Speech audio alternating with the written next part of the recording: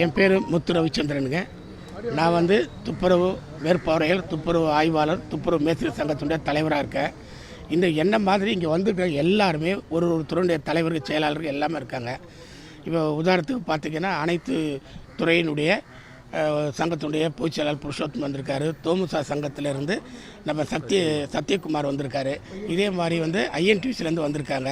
நம்ம சென்னை ஜெயக்குமார் வந்திருக்காரு. இந்த மாதிரி எல்லா துறையிலும் வந்திருக்காங்க. இப்போ உதாரணத்துக்கு விடுதலை சிறுத்தை சங்கத்திலேருந்து தலைவருக்கு வந்திருக்காங்க. இப்படி அனைத்து துறையிலும் வந்திருக்காங்க. மின்சாரத்துறையிலேருந்து ராமண்ணன் வந்திருக்காங்க. எல்லா துறையிலும் வந்திருக்காங்க. ஐஎன்டிசி வந்திருக்கு, எல்லாமே வந்திருக்காங்க. என்ன காரணம், நாங்கள் முதலமைச்சரை இன்றைக்கி சந்திக்கணும்னு நினைக்க காரணம், நேற்று முதலமைச்சர் மந்திரி சபை கூட்டத்தில் வந்து தூய்மை பணியாளர்களுக்கு 6 விதமான நலத்திட்டங்கள் அறிவிச்சிருக்காங்க. அதில் ரொம்ப உயிர்நாடி பிரச்சனை என்னென்னா, காலையில் 5 மணிக்கெல்லாம் வீட்டிலேருந்து கிளம்பி 6 மணிக்கெல்லாம் பேருக்கு வருவாங்க. 6:45 7க்குள்ளே பேர் முடிஞ்சிடும். ஸோ அவங்க காலையில் எதுவுமே சாப்பிட பணியில் ஈடுபடுவாங்க. வேலை செய்யும் போதே அவங்களுக்கு நிறைய டயர்ட்னஸ் வரும். இதெல்லாம் போக்குறதுக்கு எது மாதிரியும் இல்லாமல் புது மாதிரியாக இந்தியாவிலே இல்லாத திட்டம் தமிழகத்தில் பெருநகர சென்னை மாநகரத்தில் மட்டும் காலை உணவு திட்டம். எப்படி குழந்தைங்க ஸ்கூலுக்கு வரும்போது அவங்களுக்கு காலை உணவு திட்டம் ஆரம்பித்தா அந்த மாதிரி தூய்மை பணியாளர்கள் திட்டம் அறிவிச்சிருக்காரு. ரொம்ப இருந்து அதே மாதிரி பணியில் இருந்தாங்கன்னா அவங்களுக்கு 10 லட்ச ரூபா அறிவிச்சிருக்காங்க. வீடு அவங்களுக்கு எல்லாருக்கும் வந்து படிப்படியாக ஒருத்தருக்கும் தூய்மை பணியாளருக்கு வீடுங்க கொடுக்குற திட்டம் வந்திருக்கு. அவங்களுக்கு மெடிக்கல் இன்சூரன்ஸ் 5 லட்ச ரூபா அறிவிச்சிருக்காரு. இப்படி எல்லா திட்டம் பண்ணால் முத்தாய்ப்பான திட்டங்கள், வரவேற்கின்ற திட்டங்கள். அதனால் நாங்கள் சங்க தலைவர்களாக ஒன்றா சேர்ந்து நேற்று தீர்மானம் போட்டு இன்றைக்கி காலையில் முதலமைச்சரை இந்த நல்ல நாளில், சுதந்திரம் பெற்ற இந்த நாளில் வந்து எங்கள் பணியாளர்களுக்கு சுதந்திரம் கிடைச்சிருக்கு, அதில் நன்றி சொல்லணும்னு எல்லாம் வந்தோம். நாங்கள் முதலமைச்சரை சந்தித்தோம். இன்பமாக சந்தோஷமாக இன்முகத்தோடு எங்களை வரவேற்று என்ன குறைன்னு கேட்டார். எங்களுக்கு எந்த குறையும் இல்லை, நல்லா இருக்கீங்களான்னு முதல்ல கேட்டது. நல்லா இருக்கீங்களா? நல்லா இருக்கோன்னு. என்ன பிரச்சனைனாரு? நல்லா போயிட்டுருக்கு, ஒரு பிரச்சனையும் இல்லை. ஏதாவது இருந்தால் பிரச்சனை தீர்த்து வைக்கிறதுக்கு தாய் உள்ளம் கொண்ட முதலமைச்சர் நீங்கள் இருக்கீங்கன்னு சொன்னோம். இந்த திட்டம்லாம் வரவேற்கணும்னு சொன்னோம். எதுவாக இருந்தாலும் சொல்லுங்கள், தட்டுங்கள் திறக்கப்படும், கேடுங்கள் கொடுக்கப்படும் மாறி தட்டாமல் என் கதவு திறந்திருக்கிறது, கேட்காமல் கொடுப்பதற்கு நான் இருக்கேன்னு சொன்னார். நாங்கள் ரொம்ப சந்தோஷப்பட்டோம். வேறு ஏதாவது இருந்தாலும் சொல்லுங்கள் அப்படின்னு சொன்னார். எல்லா துறையுடைய அமைச்சர்கள்லாம், அந்த அமைச்சர் பெருமக்கள், எங்களுடைய மேயர், ஆணையர், துணை ஆணையர் உள்ளிட்ட சென்னை மாநகராட்சியில் உயர் அதிகாரி எல்லாம் வந்திருந்தாங்க. எல்லாம் நாங்கள் வந்து முதலமைச்சர் சந்திக்கும் போது எல்லாம் கூட இருந்தாங்க. எங்களுக்கு ரொம்ப மகிழ்ச்சியாக இருக்குது. முதலமைச்சரை எங்கள் கோரிக்கைகளை வச்சு ஏதோ நியாயமான கோரிக்கைகள் அனைத்தையும் கேட்டு பெறுவோம். கேட்காமல் கொடுக்கின்ற முதல்வருக்கு எங்களுடைய நன்றி. திராவிட மாடல் முதலமைச்சருக்கு நன்றி சொல்ல தான் வந்திருக்குங்க.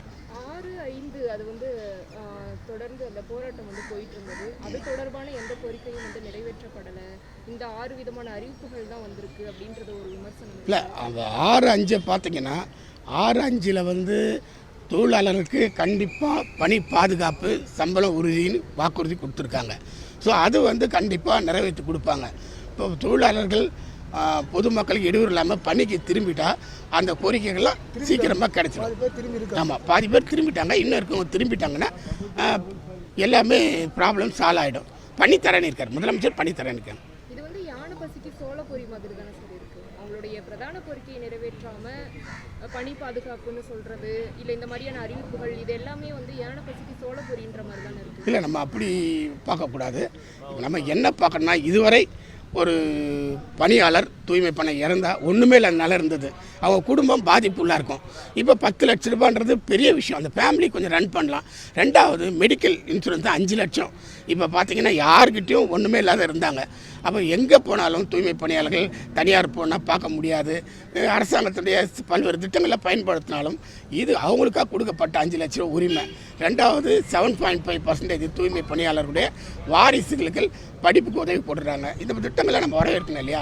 நீங்கள் சொல்கிறது யானைப்பதி சொல்ல போறீன்றது வந்து எங்களை பொறுத்தவரையில் அது ஏற்றுக்க முடியாது. ஏன்னா அப்படி சொல்ல முடியாது. இது எல்லாருக்குமான ஆட்சி. கண்டிப்பாக படிப்படியாக பண்ணி கொடுப்பாங்கன்னு சொல்லிட்டு. தனியார் மையத்தை ஏற்றுக்கிறீங்களா? நீங்கள் அந்த தனியார் மையத்தில் தான் வேலை செய்கிறீங்களா? இப்போ நீங்கள் இருக்கிற இந்த இடத்துல எதிர்க்கிறது இந்த தனியார் மய மக்களை தான் எதிர்க்காங்க. இல்லை, எங்ககிட்டையும் தனியார் இருக்காங்க. தனியார் மையத்தை வேலை பார்த்துட்டு தான் இருக்காங்க.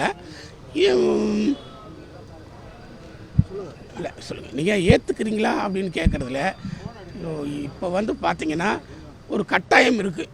எல்லோரும் தனியார் மையம் படிப்படியாக இப்போ ஏற்கனவே கடந்த ஆட்சி வந்து 9லேருந்து 15 மண்டலம் தனியார் கொடுத்தாங்க. இப்போ இது வந்து நீண்ட விவகாரத்துக்கான உரியது. ஒரு வரியில் பதில் சொல்ல முடியாது. அவங்க அந்த தனியார் மயம் வந்து கொடுக்குற அந்த சேலரி உங்களுக்கு போதுமானதாக இருக்கா? அதுதான் அவங்களோட முக்கிய இல்லை இப்போ நம்ம என்ன சொல்லியிருக்கோம், இப்போ வாங்குகிற சம்பளம் கொடுங்கன்னு சொல்லியிருக்கோம். இப்போ வாங்குகிற சம்பளத்துக்கு உறுதி சொல்கிறாங்க. பணி பாதுகாப்பு உறுதி 2 தானே வேணும்.